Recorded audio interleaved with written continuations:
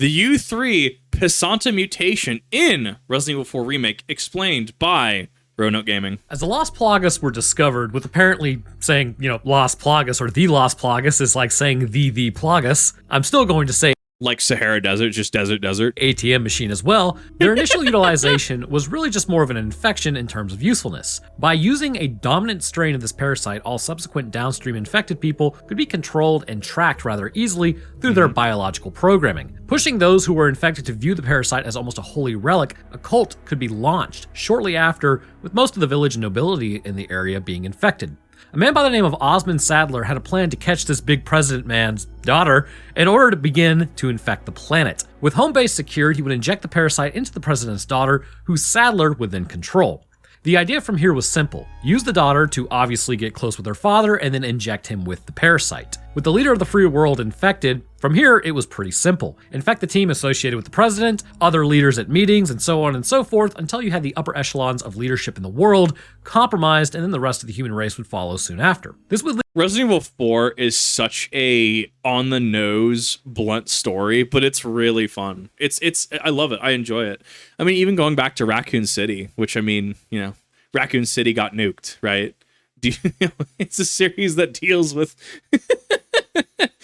what some people would consider quite the controversial subject. I love it. Resident Evil is a good series. If you haven't played it, I highly recommend. Starting with 4 like I did is honestly not a bad way. Sadler as the undisputed world leader of a species whose heads explode at night due to the parasite growth in their bodies. And if you don't believe that actually happens, remember, even before these things saw Leon, their heads still exploded in parasites. Yeah. However, it would become apparent that there would be resistance to this, obviously, as not everybody would be infected at once. With outward presentations of the infection, it would not be long before clearly organizations would begin to take notice of any infected individuals, and a pushback would begin. And because of that, experimentations would need to be done over the ensuing years. These experimentations would result in horrific mutations intentionally induced that would probably, violate some sort of medical ethics. But nobody said Sadler was a guy who likes to not create wretched abominations. So as a result, many variants of these creatures would begin to crop up. It began simply enough. A human body combined with several Lost Plagas to create a creature capable of regenerating lost body parts, such as the Regenerator. A larger parasite Regenerator, I think officially Regenerador, but everyone just says Regenerator. added to the cervical area of the spine, interacting with the lower portion of the brain to create El Gigante from essentially hormone overgrowth. And even a giant salamander in the lake that is just a giant salamander riddled with parasites from the bodies it eats that appear to have failed the infection vibe check. But as the tests continued on the local populace, they would begin to get more extreme. Ramon Salazar's own personal groupies would begin to get involved in the experimentation process. Outlined in the Chronicles of Pursuit, we get an idea of what was going on since the parasite's discovery and experimentation process began. October, 8 years since my awakening. At last, my noble pursuit progresses to its final stage, the fusion of human and insect. The housekeeper has graciously volunteered herself for the experiment. I break in to say, volunteer? Probably voluntold. I shall pour my whole heart into this endeavor in order to transcend humanity and make Master Ramon proud. March, 9 years since my awakening. A glorious union has been made. The housekeeper has endured much suffering, but not for naught. Behold the fruits of my labor in all its beauty. I shall consecrate this perfect life form with the name U3, for 3 is the most beautiful and complete number. I see that text wrapping. I see that T there. God, I hate text wrapping so god. It has ruined so many things for me. Not this video, but like when I've typed something out, text wrapping has absolutely ruined things for me. April, 9 years since my awakening. U3, my dear hound Pesanta, has been chosen to serve as the right hand of Master Ramon, but is 2 not better than 1. Now it is my turn to demonstrate my loyalty. Kip, Resident Evil 4 sounds pretty dark. Oh, it's so dark. I love it. OG4 is like super campy.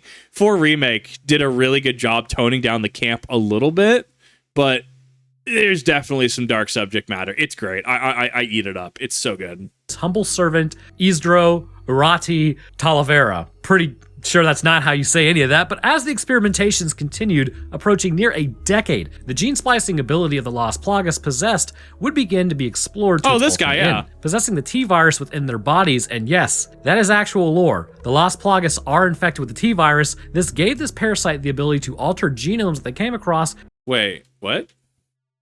are infected with the T-virus within their bodies and yet possessed would begin to be explored to its ultimate end. Possessing the T-virus within their bodies, and yes, that is actual lore. The Las Plagas are infected with the T-virus. This gave this parasite the ability to alter genomes that they came across, which in turn would induce mutations that would increase its chances of surviving in a hostile environment. Do we have a source on that or a citation? What was that from? Was that from the DLC? Did I miss something in the DLC? That's a huge like Resident Evil 4 Remake did a lot with some really cool lore drops. Like they did the thing at the end where it's it was going to end the same and then it diverted, leaving this future of Resident Evil 5 uncertain, right? Resident Evil 5 Remake potentially. You even get to see like Tricell in Wesker's like glasses, right? Like it does a good job of like that subtle writing to end it. We got Krauser, he was updated a little more. He was in fact I don't know if he was SOCOM. He is just, yeah, he was fleshed out more. I can't remember his specific role. I think it was Army. But, like, we had some decent lore changes. Sadler played a much less prevalent role than he did in RE4 original. I don't remember the log in which all Las Plagas are infected with the T-virus, or is it the specific strain on, like, the island? I would have to have that cited. I'm not doubting it. I'm just, like, I would like to know where that's at so I can look at it and actually be able to spread that, because that's really relevant information to have for this series. But there was another side to this ability, which also, if you would like to learn about the T-virus, I have done a video on it a while back during the Resident Evil 2 remake era. Man, that seems like it was forever ago. Yeah, it was. But as the Las Plagas settles into the human body more deeply, if other genomes are given a chance to inspire some interesting results within the body, it will absolutely use that. The Verdugo are a perfect example of this. The Verdugo are the right and left hand of Salazar Ramon, with one of those being the U3. Being the housekeeper and the scientist who conducted these actual experiments, they would do the bidding of the nobleman, which usually meant taking out anyone who got kind of in the way or got involved when they weren't supposed to. As Leon is dispatched, he ends up taking out one of the Verdugo that was clearly a combination of man and insect, which I believe was Isdro, and another more horrific variant was created out of the unnamed housekeeper who would ultimately become known as Pesanta. Leon would never have the misfortune of running into U3, at least in the remake, because in the original he does, but Ada would ultimately become entangled in a long-running battle with the Verdugo that at first would go on to infect her through a parasite-laced dart, before showing its true form in a final confrontation that straight up activates my almonds. You see, in the I think that I actually have the VOD for that. I think I actually, on the Kizuna Kip TV VOD channel, I should have my Separate Ways playthrough on it. I think. Yeah, I remember, because that was a huge reveal. Like, I played that, like, day one, and I'm like, really? That's U3? Because in the original, it's Resident Evil 4 original being more campy, right? So you go down, after Sadler takes Ashley away, and you go through some of the island facility. I think it's after the Krauser fight, too. You come to this underground suspended cage where you meet the Fallout 3 the Centaur, right? U3, and it's 3 rooms where you have to hit buttons and then you jump away, and then on the end platform you fight U3 itself, right? Like, that was how it was in the original. And so the remake, they ended up reworking that, where you didn't encounter that. There was no underground suspended cage, which, less campy. However, it was interesting to see that it was put into the Separate Ways, and it was also interesting to, because we know it was a parasite-laced dart. There were a couple points during the campaign in which Ada took other hits, and I think she took hits after. But obviously that's, assuming you don't get hit, I guess, story-wise. But there's a couple hits where I'm like, why? It seems like a relevant ability to have a parasite-laced dart that you can just throw. Wouldn't you have more of these at the ready to reinfect Ada? Maybe? To infect others as well? Maybe just, throw it at Leon? And I'm for the plot point. I think it just opens up some weird plot isms. Moralized words of Damon Baird, humans are hardwired to react to things that skitter, and brother, yeah. I hate things that skitter. So I believe the first place we should start is the initial interactions and what they tell us about this creature's ability before moving on to its physiology, because the inspired mutations are quite extensive. Beginning with the parasitic dart, this is nothing more than what we've seen before in any of the other infected. This would imply that within this clearly biotic dart It's housing a parasite embryo that makes its way into Ada. What I find most interesting, however, is how the Verdugo goes on to actually utilize this parasite and its effects on the brain. Once infected, this specific Verdugo appears to have a range of effect on Ada, and this would imply that the parasite appears to have a frequency in which they communicate with one another. Yeah. As it continually is able to track her, this would induce other effects internally. One of the major abilities of the parasite is its ability to induce hallucinations. Hallucinations in a lot of ways are probably not what you think they are. For instance, a lot of people assume it has to be an overactivation of neuronal tissue. But is this right? No. The reality is based on the visual hallucinations and the auditory variants intended to confuse Ada and protect the Verdugo, and this would involve a lot of areas like the occipital and temporoparietal areas of the brain, but it does not involve potential overactivation. Now, typically, once again, the thinking with this is that the brain would almost have to be having like a seizure to create these images. In a lot of ways, it's actually a decrease in activity that creates hallucinations. Take my migraines, for instance. When I get visual auras, it starts as a blind spot in my vision. The brain is no longer receiving information, so it is making it up as it goes along, and that's what I see. How I know it's This is actually super interesting. It's like how you can give yourself a headache by thinking of nothing, right? Well, maybe it's adjacent, but it's one of those things like try to envision nothing. Oh, well, that's easy. Just look up in the night sky and don't imagine stars. No. That's blackness. That is still something. And, I guess dark matter, depending on how deep you really want to, think of that. No, like nothing. Like clear, just nothing. The absence of anything. Your brain error 404 is really quick. And then I think from getting back onto the science train, I think that goes into how our brains have to have some sort of stimulation, and if it doesn't, it starts to make things up, which is why sensory deprivation can be a thing, from my understanding, or it could be an issue. There is also, the quietest room in the world that's at negative whatever decibels, and you can only spend so much time in there before you actually just start going nutty. Like you can start hearing your heartbeat, you can start feeling your body, because there's just an absence of sound and your brain doesn't like that. Blind spot is because, let's say I was looking at like my wife the other day, right? And I looked at her face, and while I could see the vague color of her face and I know she was there, I cannot make out any fine details. Like looking at her face, it'll be gone. But the skin color is there. However, looking directly at it, I can't see it, but I can see skin color that's trying to fill in. Basically, she looks like Slender Man. So it's very interesting and annoying, because that means I'm about to have a great time with pain in the brain. But this lack of information being filled in to create essentially a hallucination, because my brain is quite literally making up what it thinks it's there. Therefore, I'm hallucinating it. I'm not taking in that information. And this typically involves irritation in my occipital lobe, and from what I can gather, it's related to nitrates, which dilate my blood vessels. And now these are pretty simple hallucinations, probably relegated to the Brodmann areas 17 of the primary visual cortex, which is associated with simple visual hallucinations.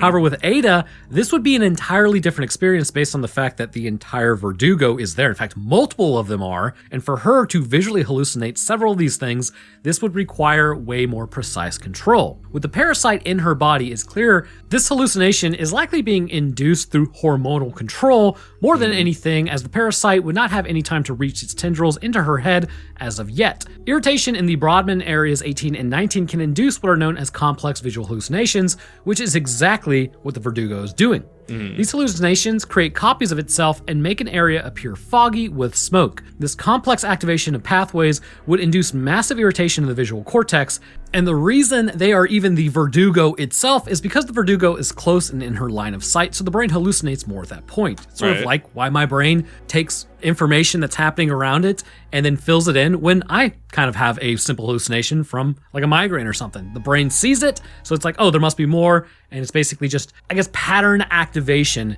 that creates the issue, or pattern deactivation, I suppose, because really, I mean, the cortex is irritated at this point, so to create hallucinations, it's usually a decrease in activity. I wonder, with this explanation, especially how scientifically the brain likes to fill in gaps, I wonder if that's why people try to see patterns in things where none exist.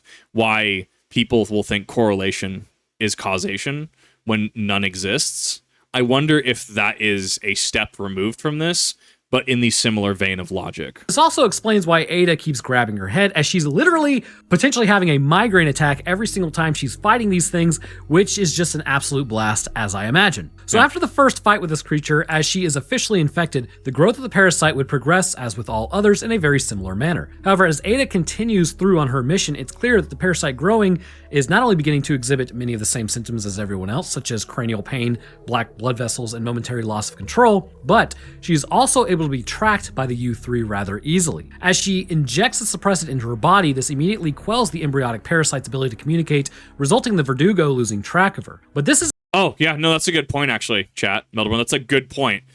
People seeing faces where there are none, like seeing like the face on the moon, or what is it, seeing Jeebus in the pizza, the school lunch pizza, right? Like, what's some of the other ones? There's like the Cheetos. There was a period of time where Cheetos were being sold on like eBay because, oh, Cheeto looks like guitar or whatever. It's finding patterns in things where none may exist, but it's your brain filling that information, which is really interesting to think about, because how much of reality do we actually perceive that's actually true? And then there's gonna be people that go, Kip, I don't want to think about it. No, you don't understand. I think about this a lot. It's great. Yeah, I love it. Existentialism, my beloved. a temporary solution, as soon enough it begins tracking her once more, leading to the final confrontation.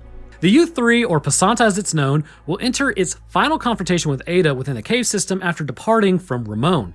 Descending into the area that is most definitely not an arena of sorts, the creature will shed its robe, which shows that it's actually a 1 out of 10 in terms of human forms, but an 11 out of 10 in terms of, good God, what is that thing? The extensiveness of the mutations this creature possesses are beyond measure. As we look at it actively transforming, it's not so much that a human that was there possesses the knowledge to change, but instead the U3 mutations are driven by the Las Plagas, which we will see momentarily. Essentially being a puppet like all others, this is taken to its ultimate conclusion concerning this beast. So we all know where we have to start, at least the Alpha Chads who've watched for a while. So as is with tradition, we stand on business with this channel.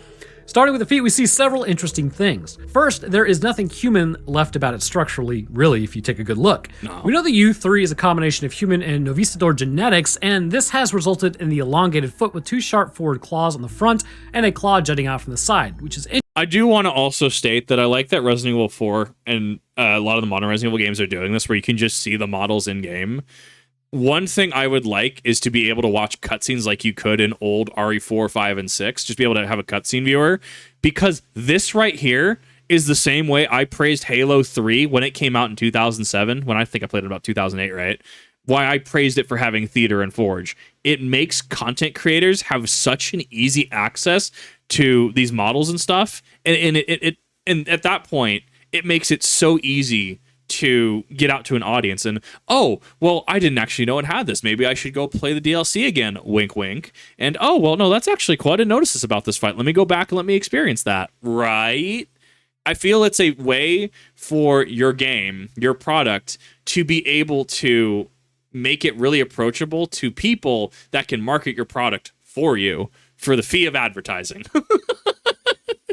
interesting, as this is where perhaps mammalian genetics come into play with a dew claw of sorts, but this is much more likely just based on human genetics, so it would be like a big toe. A claw on each foot coming out of the heel can be seen as well. As we move up the leg, we see the knees are still in their human form, but because of the elongation of the tarsal bones, the leg structuring has turned into digitigrade, and this would very likely come from humans. As we move up to the thigh, Digitigrade is standing on the toes, right? Where plantigrade is standing, just like flat-footed.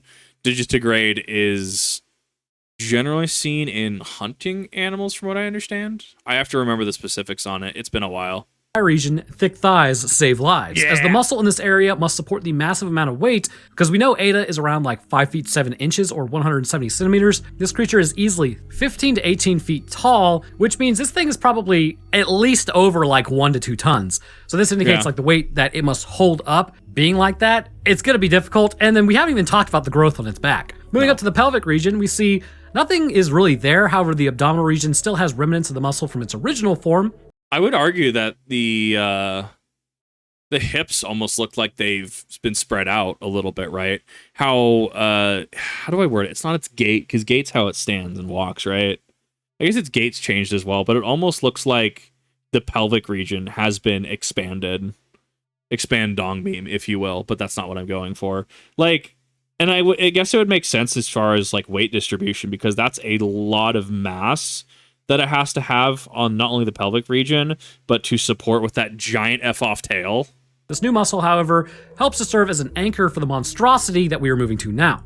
I had a tough time debating on which to cover first, like the head or the tail, but the tail of the U3 attaches itself likely to the sacral area of the spine, which is actually at the base of the lumbar, with muscle wrapped around the front to hold it steady. This continuation of the spine is a combination of growth from the human body and the Las Plagas. The parasite has had more than enough time to fully fuse with the body of the housekeeper, and as a result, it can operate much like a new limb. Likely measuring about 15 feet in length, given it's the same size as the housekeeper, it's a grotesque amalgamation of muscle and bone, segmented much like a centipede. And why? So the thing that confuses me here is, why does it have the canines that it does? Why is the teeth structure the way it is? What genetics is it pulling from? Like, humans have canine teeth, right? Like, if you look, you have your little canine teeth a little sharper. I wonder if it's pulling from that, or if there's some other, because that reminds me more like a canine than anything. So I wonder why that is the way it is, what it's pulling from. like a centipede, the face opens up into a spiked mouth with several bony teeth, not unlike the abomination known as an anglerfish, but these teeth likely hail from human genetics because the Novistadors do not appear to have teeth. Moving back to the housekeeper, as we move up to the chest region, we can see the skin and appearance of the thoracic area is mostly human, with the same anatomical connections we would expect to see on anyone else. In fact, it is very similar to the other Verdugo, which is why I also believe that there are added genetics into this specific variant of Verdugo, allowing for it to present like it is, seeing as the other Verdugo does not have the same characteristics as U3. Moving down the arms, we see the humerus area with the biceps and triceps are in pretty much the same proportion as we would expect on a human with one another, as well as the anterior deltoids of the shoulder. However, as we move down to the forearm, the musculature grows considerably in order to allow for the creature to operate its three-fingered claws. These claws are also seen on the Verdugo in the same capacity of the other Verdugo, clearly hailing from the Novistadors. So as we move back up to the head, we see some interesting morphological alterations. While appearing overall human-esque, the face is only half there, with the lower half being an open mass of tentacles. So the thing that I want to draw attention to, look at that left arm. Look at the tube down there. That almost seems like a calling card for Las Plagas design. If you note Krauser from original Resident Evil 4, how you're on top of the towers and he goes, "We'll see about that." Throws his TMP to the side and his arm bursts out into little his blade arm. How there's a giant vein artery looking thing, right? Giant flesh tube that's connecting and pulsating. I'm seeing this on here as well, and I think the new Krauser has it as well. This also reminds me of the Weezers from Dead Space, how they have that the similar kind of fleshy tube vein artery kind of structure going into their mouth. So it's interesting that this is a calling card, and I wonder if that helps with blood flow. Tentacles. These tentacles in the Verdugo form have the ability to pierce the skin of Ada and seemingly drain her body of her blood, leaving her like a husk as a result. The trapezius muscles have grown in size, and likely this is bunching up near the back of its head, and it has more to do with the parasite in this area having tendrils there as they have run into the brain as well. And speaking of the upper portion of the head, the eyes are still there along with the skin. In fact, they have the same glowing that most of the other infected have, and the nose appears to be missing, but on top of the head, the skull has been split. It always was an interesting design to have the cranial cavity exposed. I wonder if that serves an actual purpose, like if it helps, because we know that Las Plagas communicates via, like dog whistles, right, via frequencies. I wonder if that might help with it, if it helps the Las Plagas fused with them do something specific, or if it needs to do something specific. The whole mouth just doesn't exist, though. That is just whatever mandible extrusions that it has at that point. It could be a temperature thing, too. It could be. Like, this thing's got to be running hot, right? Like, you think about a creature this size and its ability to move as quick as it does, this thing has to be running hot, right? Even especially if regeneration gets involved. Makes reference in the notes to her suffering. It is entirely possible that the skull had to be removed in this area as the brain grew or was pushed up by the parasite. Interestingly, along with the ridge of the skull, we can see that there is some sort of titanous growth running right down the middle. This may also be why the skull is missing, as this growth inside the brain area at first could have threatened the project if the housekeeper expired, so accommodations were made to her actual skull. Okay. It's important to remember that this creature is essentially two consciousness in one. The parasite has grown to the point where it is now aware and able to act independent of the host. However, at first it will pilot the host, but it appears as though, based on what's been said in lore, the host is still consciously in there. They just now appear completely indoctrinated by the parasite, so they agree with basically everything and act accordingly. So while there's two minds operating, it's really kind of like a minor mind and then like what's really in control. But in the case of fighting the U3, when it does find you, it has the ability to fire explosive sacks at you that can injure you. This comes from the tail section, and considering it is anchored on the lower part of the body, it has likely mutagenically grown the stomach tissue to utilize the proton pump ability to create more acid. Couple that with mucus, and you now have the ability to create these acid balls that blow up and are really annoying because Ada handles like a concrete fridge sometimes. But as you fight it and injure it, eventually, what seems to be likely due to the fact that the housekeeper form has taken enough damage, this will result in the Las Plagas centipede to form an abandoned ship to begin its own personal attack. It kind of reminds me of Twin Mold, like from Zelda a little bit, from Majora's Mask, Stone Tower Temple. It's got the same general aesthetic. It was really interesting to see when U3 split though from the main host. It was really interesting that it was given its own form. Like the third parasitic form, which is, the regulars who are not infected with the chimera, this version will run around trying to injure you, which unfortunately it's pretty good at. However, overcoming this and injuring it enough times, this will result in the end of the parasite as well. And I can hear you asking though, what happens if you stand there and let it take you out because you have morbid curiosity? Honestly, I hate to be this guy, but compared to the original version that would literally bite your upper half off at the collarbone, the tail will just kind of bite Ada's neck, piercing her jugular and carotid, inducing massive blood loss, leading to a bleed out in just like a few moments. It's honestly very mid. Overcoming the U3, which should have been what you were doing all along, it's clear that while the Verdugo appears to be subservient to Ramon and thus Sadler, they are their own dominant strain in some capacity. Upon the parasite's expiration and losing instructional guidance from the dominant strain of U3, it will immediately have its jimmies rustled inside of Ada to the point that it will force its way out of her body. Ada will then crush it, ending her infection in the process. The U3, in my humble biological opinion, is someone who got totally screwed. Appearing like a Verdugo initially, under times of extreme stress or the need to anatomically adapt, it was capable of becoming an entire chimeric monster, which then could bite your neck so deep that you basically would look like a half-eaten apple. However, there's one thing it didn't count on, and that's me replacing every cell in its body with lead. Remember, at the end of the day, you're simply a biological chemical reaction. If you disrupt the chemical reaction, well, that's the end of that. But anyhow, I want to hear what you guys think. I hope you guys enjoyed. I'm not sure if this seemed like it was all over the place, but I've got several life-altering events coming down the pipeline all at once currently, so to say I'm a little scattered is a massive understatement. Which is fair. Mentally, I am taxed to maximum. So if you enjoyed, please leave a like as it gets the video out there, and subscribing is a great way to stay up to date on when I post. I'll drop my merch, Twitter, Discord, Patreon, and link to Roanoke Tales, where last week, we're talking about something I can't even honestly remember. Anyways, speaking of patrons, I'd like to thank mine real quick. First, huge thank you to our astrophysicist, Des Dancer. Thank you, bro.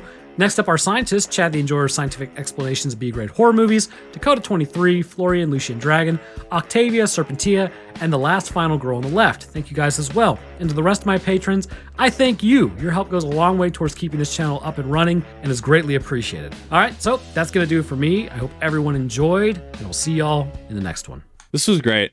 Roanoke, I hope that, not that you're going to see this, I hope that your life-altering events, I hope they turned out for the better. Wish you the best. I love your content. I don't react to all of his content because I don't see a lot of movies. If you think of a movie, I probably haven't seen it. What do you mean you haven't seen Scarface? Nope, never seen it. But honestly, I love his content. You should definitely go check him out, especially if Resident Evil and Dead Space, which are things that I'm interested in, interest you. He also has, what is it? Was it Tusk Walrus? That was one of them, right? Where the dude got turned into walrus. Oh, dude, funny video. But definitely go check him out for your convenience. Down in the description down below, I have linked his channel and this video as well. And honestly, it's been interesting. I've been getting that Resident Evil itch as we're moving closer to another Spooktober. I'm getting ready, seeing what I want to play this year, seeing if I want to do my annual Dead Space run this year. And honestly, I love content like this. YouTube, not really, pushed for obvious reasons. But when we have people like this, it's just super cool to see what they put out. But let me know what you guys think in the comment section down below. Let me know if you thought the U3 changes in the remake were better or if you thought they were worse. And I'll see you in the next one.